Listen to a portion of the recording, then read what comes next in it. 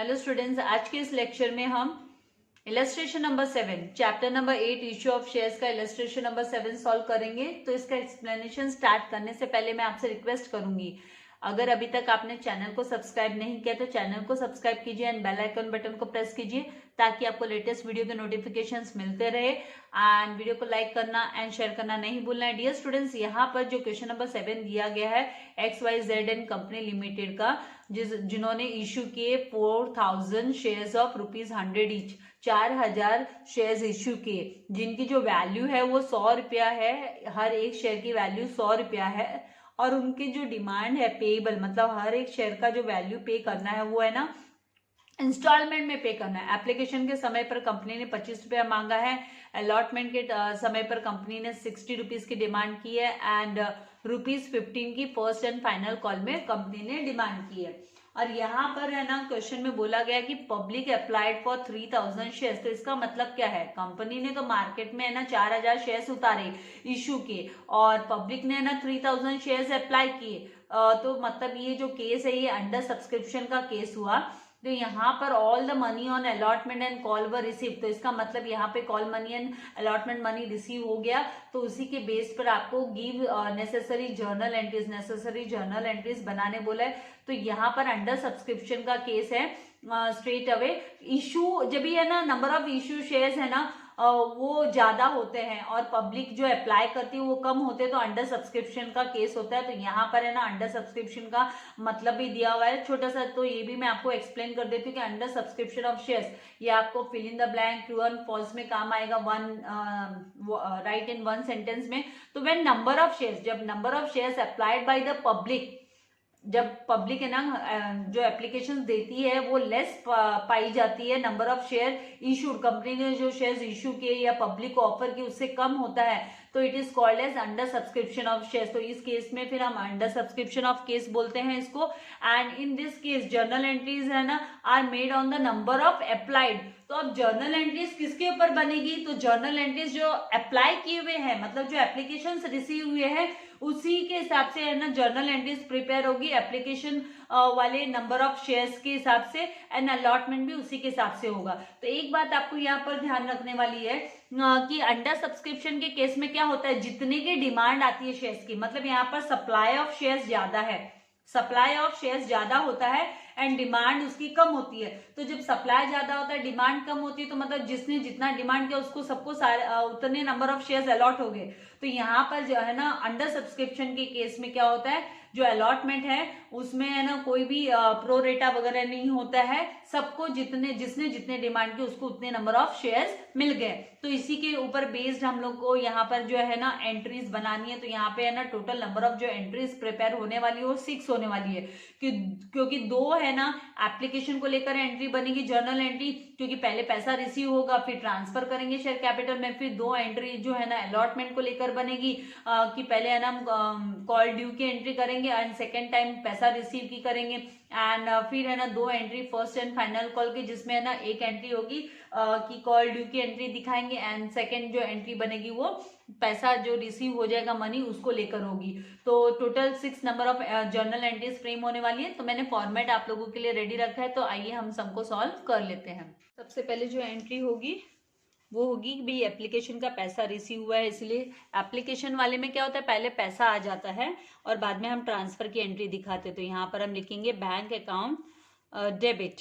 तो यहाँ पर कितना अमाउंट है ना रिसीव होने वाला है, तो यहाँ पर है ना 3000, जो 3000 एप्लीकेशन आई है तो 3000 शेयर्स के हिसाब से पैसा आएगा। 3000 शेयर्स मल्टीप्लाई बाय हमको जो है इसका एप्लीकेशन के टाइम पे 25 रुपीज की डिमांड की, तो 25 रुपीज से हमको मल्टीप्लाई करना होगा। तो यहीं पे मैं आपको इसका वर्किंग जस्ट ऐसे दिखा रही हूँ कि 3000 मल्टीप्लाई बाय 25 रुपीज करेंगे तो 325 कितना होता है 75। तो 75,000 है ना बैंक में रिसीव हो गया है, ऐसे हमको दिखाना है कि एप्लीकेशन के साथ 25 रुपया आ गया 3000 शेयर्स का। तो यहाँ पर 2। तो अंडर सब्सक्रिप्शन के केस में जैसे हमने कहा कि भाई आपको जो है ना जितने पब्लिक ने डिमांड की है वो शेयर्स हमको नंबर ऑफ शेयर्स यूज करने होते हैं। तो equity share application account narration में लिखेंगे being application money, being application money on 3000। यहां पर 4000 कंपनी ने 4000 इक्विटी शेयर्स इश्यू करने से क्या होता है, डिमांड कितने की आई, अंडर सब्सक्रिप्शन में डिमांड पे ध्यान दिया जाता है। भाई डिमांड 3000 की आई, क्योंकि जब कोई लेना ही नहीं चाहता तो कंपनी जबरदस्ती थोड़ी ना दिखाएगी, वो बात है। तो यहाँ पे ₹25,000 पर शेयर रिसीव्ड। नाउ नेक्स्ट जो है, अभी इसको सेपरेट कर देंगे। सेकंड जो एंट्री होगी, अभी इसी को हमको ट्रांसफर करना है, तो दो एंट्री बनती है। तो अभी एप्लीकेशन की सेकंड एंट्री क्या होगी, ट्रांसफर की एंट्री हमको दिखाना है। तो इक्विटी शेयर एप्लीकेशन अकाउंट को हम डेबिट करेंगे, ताकि इससे ये अकाउंट क्लोज हो जाएगा हमारा। तो equity share application account debit 75,000 पूरा का पूरा शेयर एप्लीकेशन अकाउंट से शेयर कैपिटल में चला जाएगा, क्योंकि यहाँ पे कोई भी ओवर सब्सक्रिप्शन नहीं है, तो अंडर सब्सक्रिप्शन वाली बात है। तो यहाँ पे टू इक्विटी शेयर कैपिटल, तो पूरा का पूरा पैसा इक्विटी शेयर कैपिटल अकाउंट में चला जाएगा। Equity share capital account 75,000, narration में लिखेंगे बिंग एप्लीकेशन मनी ये ट्रांसफर हो गई है, तो transferred to share capital account at the rate of 25 on 3000 at the rate of ₹25 on 3000 equity shares। Separate कर देंगे ट्रांजैक्शन को। अभी थर्ड एंट्री जो आएगी वो किसको लेकर आएगी, तो वो अलॉटमेंट को लेकर। तो allotment and first call and final call के लिए क्या होगा, पहले ड्यू की एंट्री आएगी। तो ड्यू की एंट्री में क्या लिखा जाता है, इक्विटी शेयर। कहने का मतलब ड्यू की एंट्री बोले तो ये जो हम शेयर के ट्रांसफर वाली एप्लीकेशन वाली ट्रांसफर वाली एंट्री करते हैं, वही एंट्री हम लिखते हैं यहाँ पर। खाली क्या फर्क होता है, हम यहाँ एप्लीकेशन के बदले है ना, जो शब्द है, जो वर्ड है, उस वहां इस वर्ड को हम अलॉटमेंट लिख देते हैं। तो यहाँ पर इक्विटी शेयर अलॉटमेंट, तो यही फर्क है, यही प्रोसीजर होता है सिंपल सम के लिए। Allotment account debit to equity share capital account, क्योंकि भाई अलॉटमेंट कर रही है कंपनी को, ये कंफर्म है भाई ये पैसा आ जाएगा, उस हिसाब से कंपनी करती है। तो यहाँ पर 3000 शेयर्स ही लेना है। नंबर ऑफ शेयर्स, कितने नंबर ऑफ शेयर्स, क्योंकि एप्लीकेशन भी 3000 की आई, तो 3000 को है ना इश्यू हो गए, शेयर्स अलॉट हो गए मतलब। तो यहाँ पे 3000 मल्टीप्लाई बाय 60 करेंगे, तो 6 3 18 होता है। तो यहाँ पर 1,80,000 की हमको कॉल ड्यू की एंट्री दिखानी है। और जैसे कि बाद में स्टेटमेंट बोला कि पूरा का पूरा पैसा रिसीव हो गया, ऑल मनी रिसीव्ड, तो यहाँ पर है ना हमको नरेशन में लिखना है being allotment money due on 3000 shares at the rate of rupees, यहाँ पर 60 पर शेयर। तो ये कॉल ड्यू की एंट्री हो गई। अब जैसे पूरा का पूरा पैसा रिसीव हो गया है, इसीलिए हमको क्या दिखाना है, बैंक में 1,80,000 आ गया, क्रेडिट हो गया, बैंक में आ गया। तो बैंक में आ जाना मतलब बैंक बैलेंस इंक्रीज होना। तो जर्नल एंट्री में हम बैंक अकाउंट डेबिट लिखते हैं 1,80,000 टू इक्विटी। पर्पस क्या है, कहां से पैसा है, तो इक्विटी शेयर अलॉटमेंट का पैसा है ये। तो इक्विटी शेयर अलॉटमेंट अकाउंट 1,80,000। देखिए ना फर्क क्या है, एप्लीकेशन में bank to equity share application लिखा, अलॉटमेंट के टाइम में बैंक टू शेयर अलॉटमेंट लिखा। तो इस तरीके से आप लोगों को लिखना होता है। नरेशन में लिखेंगे being allotment money received on 3000 shares now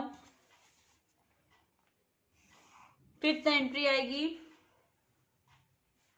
first and final call के ड्यू की एंट्री। तो फिफ्थ एंट्री में हम लिखेंगे for equity share first.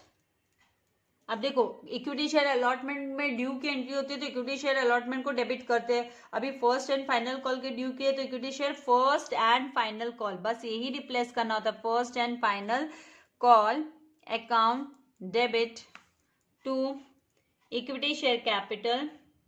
Equity share capital, इसका मैं आपको वर्किंग नोट की जरूरत नहीं है, यहाँ पे आपको समझ में आ जाएगा कि भी 3000 शेयर्स है तो 3000 को मल्टीप्लाई बाय आप 15 करेंगे तो 15 3 जा कितना होता है 45, तो 45,000 ये जो कॉल ड्यू की first and final call due की एंट्री नरेशन में लिखेंगे। Being first and final call money due on 3000 equity shares at the rate of ₹15 per share। इस तरीके से आपको लिख लेना है।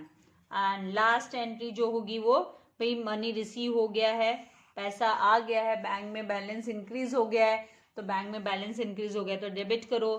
तो बैंक अकाउंट डेबिट बहुत इजी है, डिफिकल्ट नहीं है, थोड़ा सा फो फीचर वगैरह पे ध्यान देना है, बाकी बहुत इजी चैप्टर है। Bank account debit to equity share first and final call, first and final call account and 45,000 का अमाउंट पूरा का पूरा रिसीव हो गया है, इसीलिए 45,000 बैंक में आ गया। नरेशन में लिखेंगे being share first and final call money on 3000 equity shares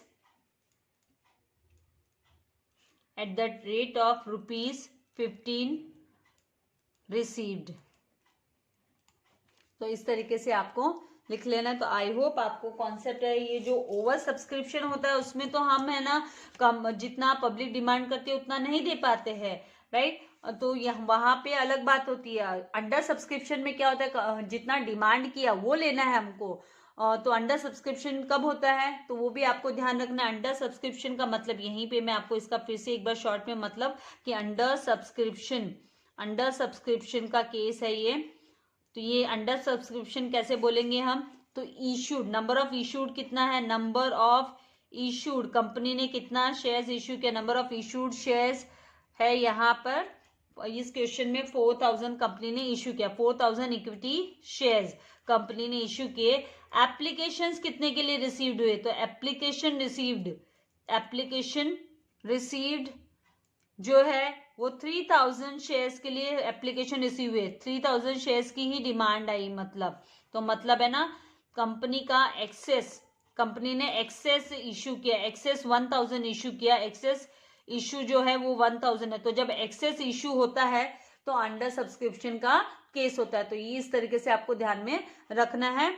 difficult नहीं है, कॉन्सेप्ट को समझते हुए आपको है ना आगे बढ़ना है। क्वेश्चन को ध्यान से रीड करना है केयरफुली, क्या इंस्ट्रक्शंस दिए उसके अकॉर्डिंगली ही हमको सम को सॉल्व करना होता है। आप है ना अकाउंट्स में कोई भी बाय हार्ट नहीं कर सकते हो, राइट। आपको कॉन्सेप्ट क्लियर रहने चाहिए एंड क्वेश्चन रीड करके समझकर ही करना है। तो ये सम भी हम लोग ने इलस्ट्रेशन सम कर लिया। प्रैक्टिकल सम्स ऑलरेडी मैंने आप लोगों के लिए अपलोड किए हुए हैं। तो आप अगर प्रैक्टिकल के प्रॉब्लम सॉल्व करना चाहते हैं तो इसके साथ साथ आप प्रैक्टिकल के प्रॉब्लम्स भी सॉल्व कर सकते हैं।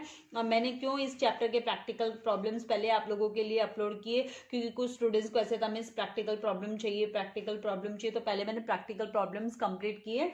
एंड अब आप लोगों के लिए ये जो इलस्ट्रेशंस हैं अलॉन्ग विथ शॉर्ट थियोरीज वो मैं आप लोगों के लिए अपलोड करते जा रही हूँ। तो आपको लाइक करना एंड शेयर करना नहीं भूलना है। एंड चैनल को सब्सक्राइब नहीं किया है तो चैनल को सब्सक्राइब कीजिए। आपको इसके लिए कोई पेमेंट नहीं करना है, ये आप लोगों के लिए फ्री ऑफ कॉस्ट है। एंड बेल आइकन बटन को प्रेस कीजिए ताकि आपको लेटेस्ट वीडियो के नोटिफिकेशंस मिलते रहे। Thank you very much. God bless you all dear students.